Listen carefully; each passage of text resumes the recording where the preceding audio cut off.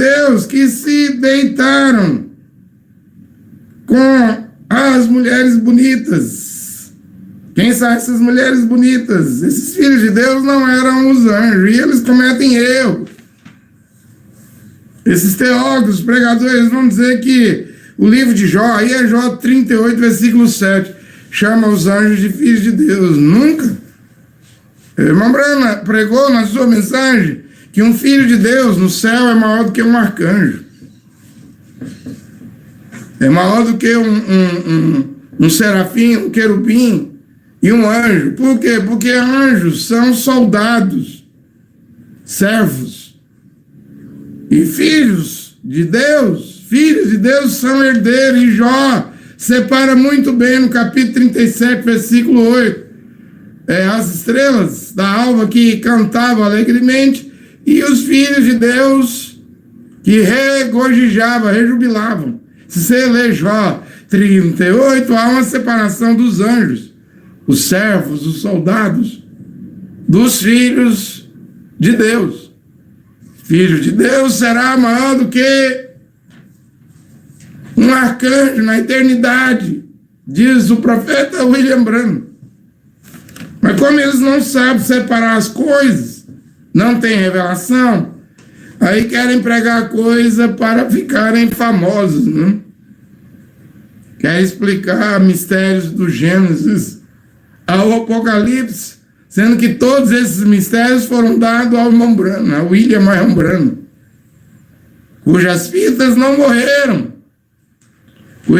cuja voz, a voz de William Branham não morreu. Está funcionando muito bem aqui, né? Agora que a mensagem do irmão Branham vai funcionar direitinho, como eu estava pregando sábado, né? Hebreus 7, primeira parte, referência 137, irmão Branham diz assim: se Meda Brana divorciar de mim, eu terei que deixar o púlpito do tabernáculo, não poderei pregar mais, porque Paulo diz que um presbítero, um episcopo, um pregador, tem que ser marido de uma única só mulher, e um homem divorciado não deve ser pregador. Veja-se os tabernáculos. Após 56 anos da morte do irmão Branham, obedece isso. Nós vemos aí no Congo um pastor que prega a mensagem do irmão Branham, no Congo Kinshasa, casado com 12 mulheres, com poligamia, coisa que o irmão Branham condenou, o Senhor Yehoshua, o Mashiach, Jesus o Cristo condenou. Jesus Cristo condenou, Paulo condenou. O que é isso? Estão fazendo bagunça. Está tudo bagunçado. É por isso que Deus não está no joaquinzismo. Isso é uma bagunça. Deus não está no cesismo. Isso é uma bagunça no vandeleísmo, Luiz Mendes, né? Mentismo, febronismo, cacuísmo, soltismo, roscoísmo, é tudo ismo.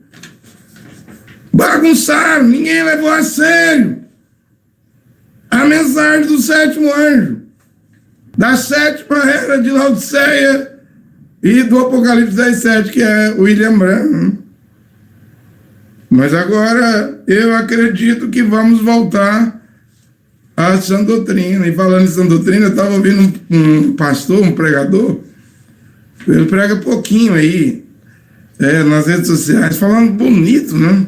Eu entrei lá na página dele, lá para ver os vídeos dele, vídeo de 1 minuto, 2 minutos, ele explicando que o sistema é ditadura, o sectarismo, o autoritarismo, as igrejas cheias de profetas, pastores ganhando 50 mil reais de salário por causa de dízimo, pregando muito bem assim para as pessoas saírem do sistema. Eu pensei, eu vou ouvir, já que é pequenininho, eu vou ouvir o que ele prega, né? De repente eu abri um vídeo e ele disse que acreditava na salvação de Chico Xavier, um espírito. Eu disse, epa, isso aqui já não é essa doutrina, epa, isso aqui já está errado, não dá para engolir isso.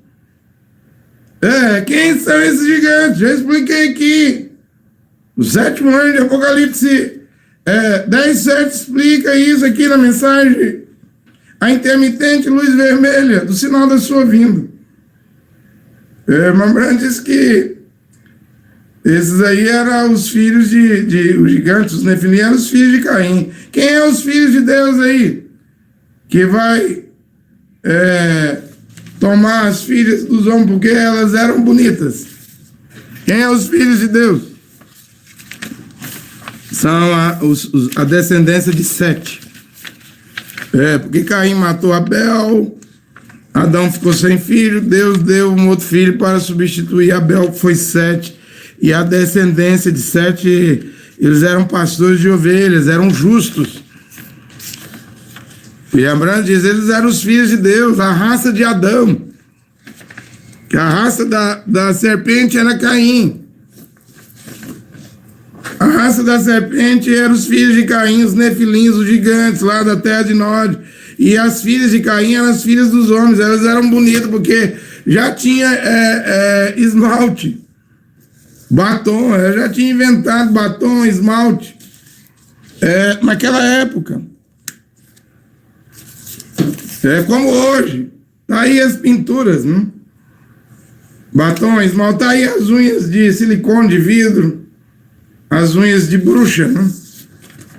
Tá aí hoje, ou seja, hoje, você acha que hoje as mulheres estão vestindo bem?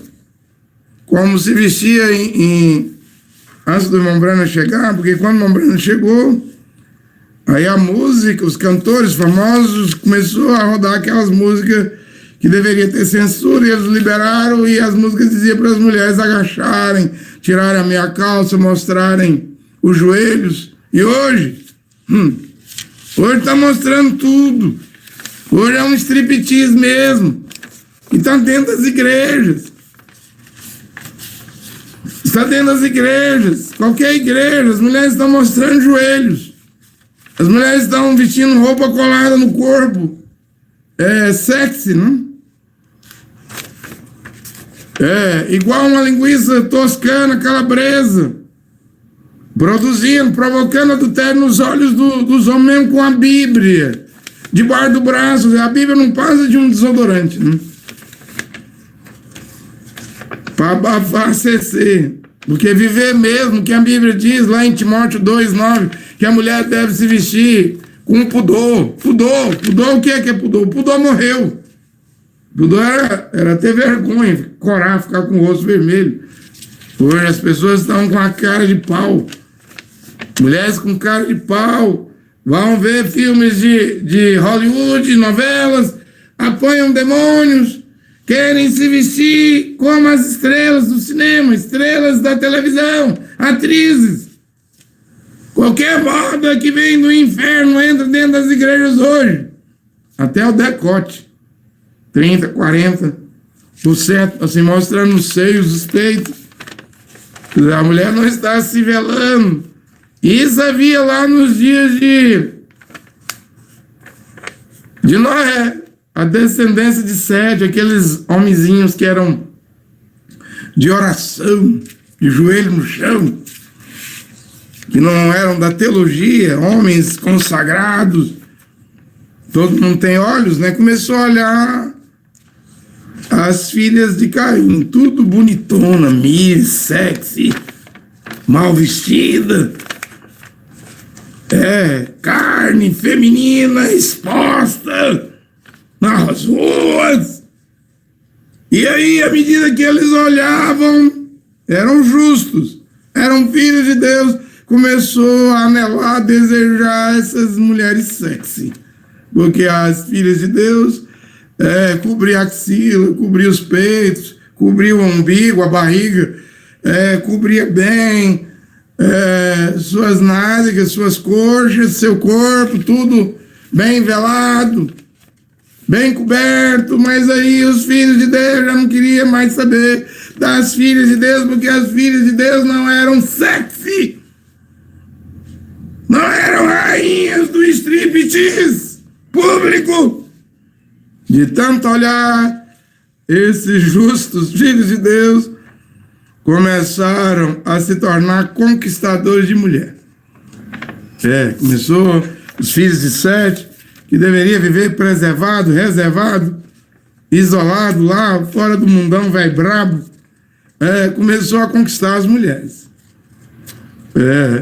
Os filhos de Deus viraram conquistadores de mulheres. Os filhos de Deus depois virou escravos de mulheres. Não vê aqui que eu li na Bíblia que eles não casavam. Deus instituiu o casamento. Em Gênesis 2, o homem deixará a casa do seu pai, da sua mãe, e se unirá, se ligará à sua mulher, e os dois serão uma carne só. Não, eles não, os filhos de Sete não estavam fazendo isso, não. O matrimônio, o santo matrimônio, o casamento, instituição do Eterno, de Jeová, do Criador. Não, eles não estavam fazendo isso, não. O pai e a mãe dos filhos de Sete, da descendência de Sete, estavam notando que seus filhos já não estavam deixando a casa do pai e da mãe e se unindo às suas esposas. Não havia esposa, eram mulheres. Tomava uma mulher, trocava, igual se troca de roupa. Hoje, trocava, estava com uma na segunda, outra na terça, outra na quarta. Mulheres, mulheres, mulheres bonitas, sexys. Mulheres com striptease público na quinta com outra, na sexta com outra. Mulheres, poligamia. A poligamia invadiu a terra, pegou os filhos de Deus, a descendência de Sete. Já não havia santo matrimônio, já não havia casamento, já não havia o voto do casamento aos olhos de Deus. A coisa toda começou a corromper e Deus estava vendo isso. Desde os céus para a terra, vendo os filhos de Deus, a descendência de Sete, se misturando com as filhas dos homens ímpios, mulheres ímpias, mulheres que expunham a carne feminina. Hoje elas expõem a carne, bebe, usa droga, fuma maconha, usa cocaína. E mesmo as pessoas filmando, elas continuam como exemplo. Essas cantoras, atrizes, mesmo gente filmando, elas usando droga. Elas ainda continuam como exemplo, não sei, porque são famosas, são cantoras, são atrizes, são mulheres bonitas, não? E muita gente aí religioso querem casar com elas, porque elas também se relacionam com os crentes, não? Evangélicos hoje é tão mundano como eram os filhos de Sete antes do dilúvio lá. Os conquistadores de mulher. Já pensou? Que coisa horrível!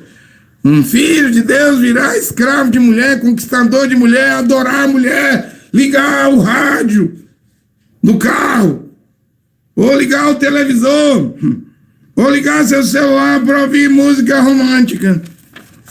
Música mundana, o diabo já tomou conta, né? Escuta o gospel, escuta Madonna, né? Escuta Shakira, né? Escuta todas escuta Anitta, escuta Ludmilla, escuta todas as músicas. Vocês são giletes. Tem igreja, mas também tem o mundo. Era assim lá nos dias de Noé, antes do dilúvio, a coisa estava corrompida. E não havia casamento. Tomavam mulher. Tomavam uma num dia, outra no outro, ou várias mulheres, né? E o pai e a mãe vendo aquilo, aí de repente a coisa corrompeu. É a razão de Deus trazer o dilúvio. Ele vai trazer o dilúvio por causa disso. E Flávio Joséfo, o fariseu lá, o historiador do ano 70 que estava dentro de Jerusalém, foi ele que começou com essa doutrina aí que nós estamos vendo os pregadores pregar hoje. Que os anjos faziam sexo, tomaram as filhas dos homens e sentiram desejo sexual. A Testemunha de Jeová também prega essa doutrina. E agora me pasme, né? Essa doutrina já está aí no meio evangélico, no meio pentecostal evangélico, protestante, deuteropentecostal, está no meio neopentecostal. Ou seja, coisa que José trouxe, porque José tinha um livro dele, História dos Hebreus. Aquilo não é um livro de história, não. José interpreta a Bíblia do Gênesis até o dia dele. Ele interpreta o Velho Testamento todinho. E tá tudo, e não está certo o que José falou. E hoje o que José falou, as religiões, os pregadores, os pastores, os teólogos já estão a pregar. Que os anjos se introduziram na carne feminina, tomaram para si mulheres, e os nefilins lá eram os filhos dos anjos. Filhos dos anjos? Não existe anjo. Filho dos anjos. Olha, o que um pregador tem coragem de pregar hoje, que os nefilins, os gigantes, eram filhos dos anjos. Filho dos anjos. Não existe anjo. Não existe deusa. Como que um anjo vai fazer um nefilim se não tem anjo, se eles são espírito? Espírito não tem carne, não tem osso. Não vê que heresia? Heresia dos pastores que querem fazer vídeo e jogar aí na internet aí e alcançar milhões e milhões de pessoas com tal heresia. Heresia que Flávio Josefo já colocou no livro dele. E o Josefo diz, eles viveram com elas. Como? Espírito não tem carne, não tem osso. Quando os filhos de Deus, os anjos caídos tomaram... Não. Jó separa as estrelas, os anjos. Cantava alegremente quando Deus fundava a terra. Dos filhos de Deus que regozijava e rejubilava. São duas classes diferentes, não vai misturar. José está errado. Ele diz aqui, quando os filhos de Deus, os anjos caídos tomaram e viram as filhas dos homens e o desejo sexual era tão grande. Testosterona nos anjos, hormônio nos anjos, hormônios sexuais não tem corpo, gente. Olha o que José diz. O desejo sexual era tão grande. E mesmo sendo eles pecaminosos por causa da queda, se introduziram em carne humana. Como? Eles não têm hormônio. Eles não têm corpo humano. Está errado o que o José pregou, mas o que José pregou está virando doutrina. Cuidado! Com as novas doutrinas, isso é velho, né? José, no livro História dos Hebreus, já tinha trazido isso. William Brandt diz assim, William Brandt diz aqui, se fazem assim, o irmão Brandt diz assim, vocês arruinam a cura divina, arruinam tudo mais. Se o diabo pode criar, ele é igual a Deus, o diabo não pode criar. Ele perverte o que já foi criado. Ele não é criador, ele é um pervertedor. O diabo sabia que o único animal lá no Jardim do Éden que se misturasse com a mulher geraria um filho era a serpente. Não era ovelha, não era macaco, não era gorila. E o diabo entrou lá na serpente, um sujeito grande, um gigante, 3 metros de altura tinha o amante de Eva lá no Jardim do Éden, né? E lá eles tiveram relação sexual, ou seja, Eva era uma virgem. E foi seduzida, na linguagem de Paulo aos Coríntios, pela serpente, que estava entre o homem e o chimpanzé, e a serpente conseguiu trazer um Caim. Caim não era totalmente humano, ele era animalesco, né? Meio homem, meio animal, né?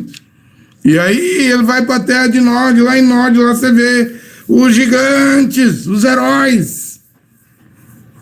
Os homens famosos, mas aqui em Gênesis diz que eles existiam antes do dilúvio e depois. E você vê lá Golias também. Golias não era pequenininho, Golias tinha mais ou menos 3 metros de altura, a lança de Golias era 12 metros. Um dedo de Golias tinha mais ou menos 36, 35, 37 centímetros, só um dedo. Olha o tamanho do dedo de Golias. Um deles veio Davi, ele ironiza, ele diz, eu vou pegar seu corpo, espetar na minha lança, e os pássaros vão te comer.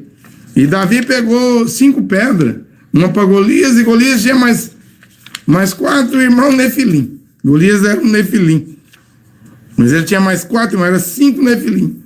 Vai ver que depois os outros Nefilim são mortos. Ninguém queria peitar o Nefilim, Golias.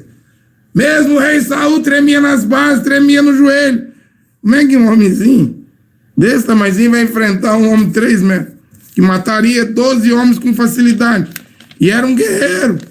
Aí os filisteus se acharam em vantagem com aquele Nefilim. Vamos, Israel! O filisteu, o Nefilim dizia, dê-me um homem. por causa da vantagem dos 3 metros, mas eles não sabiam que Jeová derruba gigantes.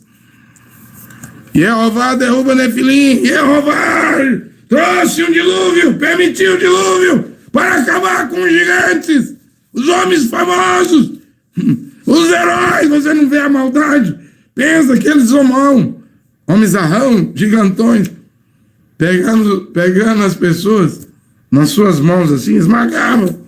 A violência era demais. A terra estava cheia de pecado. Deus decidiu trazer o dilúvio. Mas esses nefilins, por causa de uma mulher, uma das 3 noras de Noé, eles passam para o outro lado do dilúvio, ou seja, um novo mundo depois do dilúvio, né?